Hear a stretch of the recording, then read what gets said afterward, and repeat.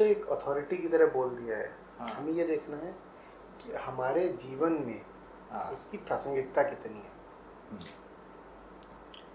तो मान लीजिए आपको पलटकर अष्टावक्र से कोई प्रश्न ही करना हो तो आप क्या करेंगे? या तो हम ये कह दें कि अष्टावक्र ने जो बोला वो इतना सही है कि हम उसको तत्काल मान ही लेते हैं और उसी के अनुसार फिर जीवन बिताएंगे। और अगर हम अभी उसके अनुसार जीवन बिताने में कोई कठिनाई देख रहे हैं तो हमें उस कठिनाई को अष्टावक्र के सामने रखना होगा। हमें कहना होगा कि आपने तो महानुभाव ये बात कह दी, लेकिन हमें लगता है कि इस बात का पालन करने में, इस बात को आचारगत करने में अभी ये अड़चन शेष है। तो अड़चन फिर उन्हें बतानी पड़ेगी। वो अड़चन क्या है?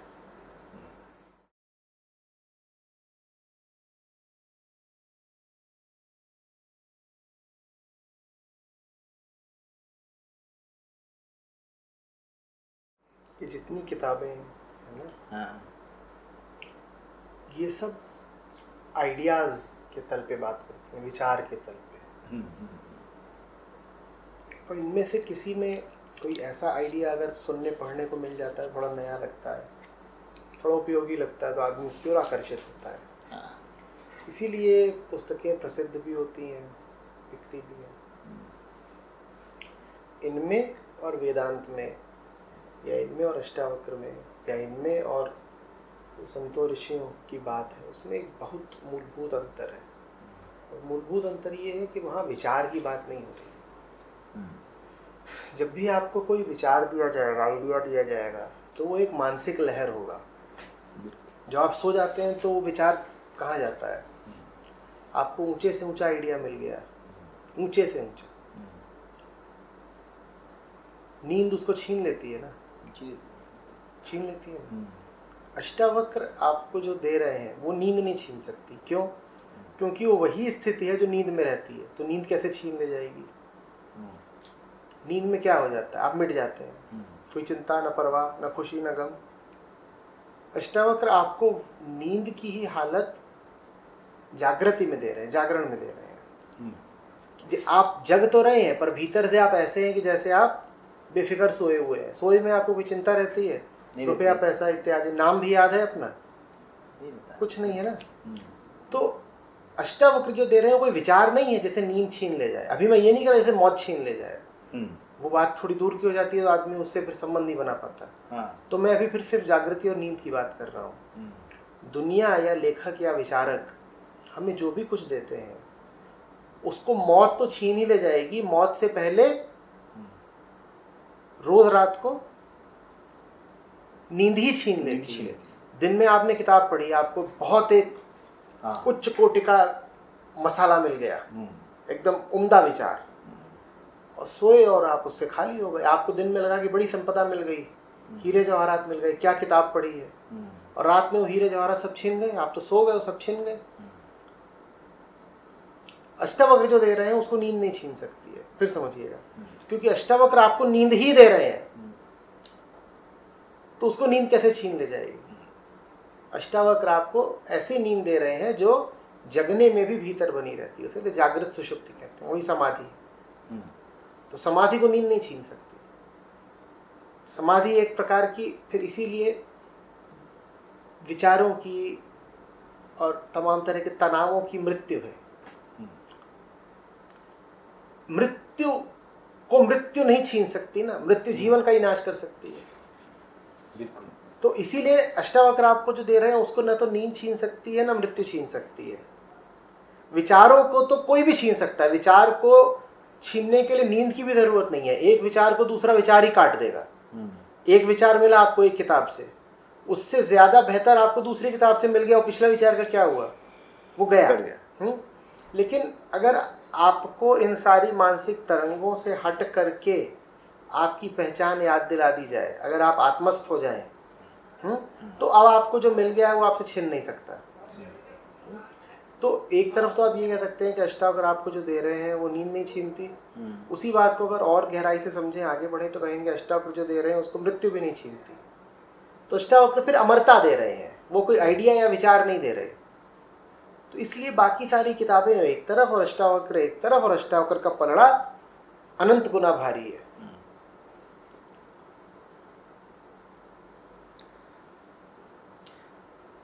यहां बात ये हो ही नहीं रही कि और क्या सोचो। अष्टावक्र ये नहीं कह रहे और क्या सोचो, अष्टावक्र कह रहे हैं जो कुछ तुम सोच रहे हो वो सब ऐसे ही है। तो फर्क ही नहीं पड़ रहा तुम क्या सोच रहे हो।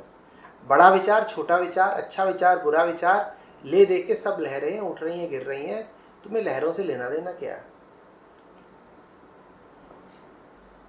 जब अष्टावक्र लिखी गई होगी तब जो विज्ञान के जो चीज़ें खोजी जा चुकी हैं अभी उस वक्त तो नहीं थी, लेकिन वो जिन्हें लोभित होना है उनके लिए बहुत कुछ हमेशा रहता है।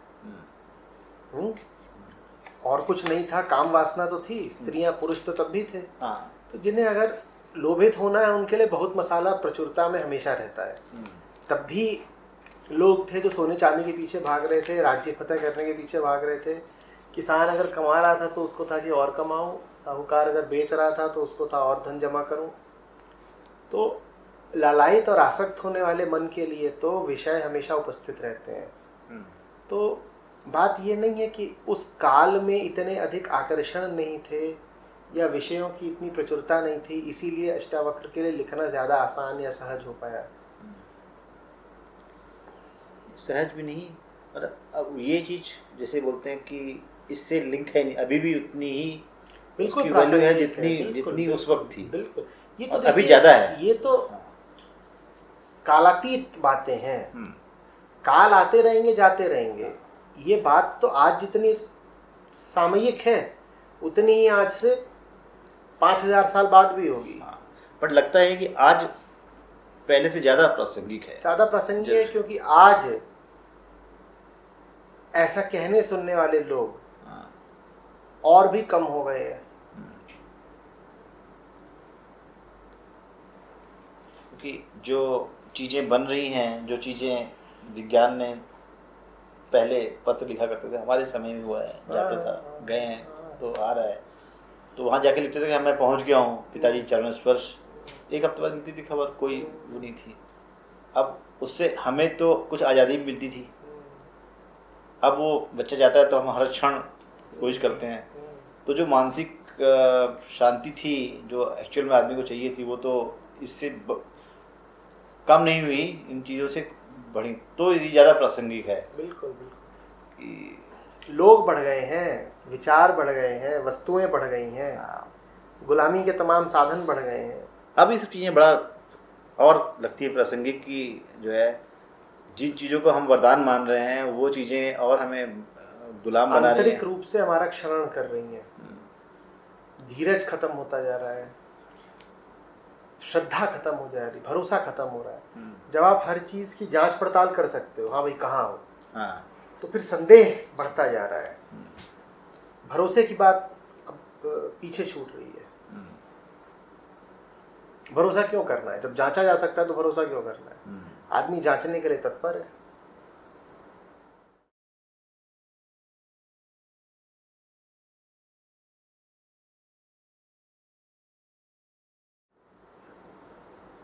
अंत में क्या होता है ये पता ही नहीं बिल्कुल।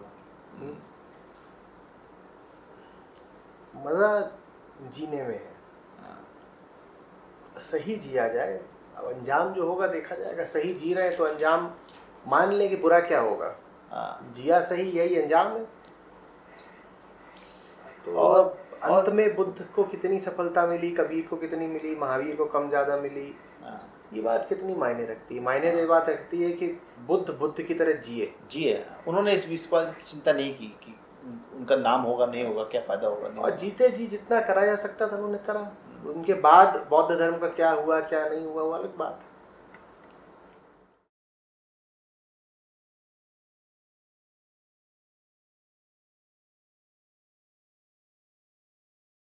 वो किताबें हैं। ये एक उद्घाटन है, ये रेवलेशन है। उसमें लोगों ने अपने विचार रखे हैं, इसमें बात उतरी है, इसमें ध्यान जैसे फव्वारा निकले, ये वो है। ये किसी के विचार थोड़ी हैं, ये किसी का ओपिनियन या किसी के एक्सपीरियंस थोड़ी ही है, ये एक उतरी हुई चीज़ है, ये उतरा है वो। हाँ।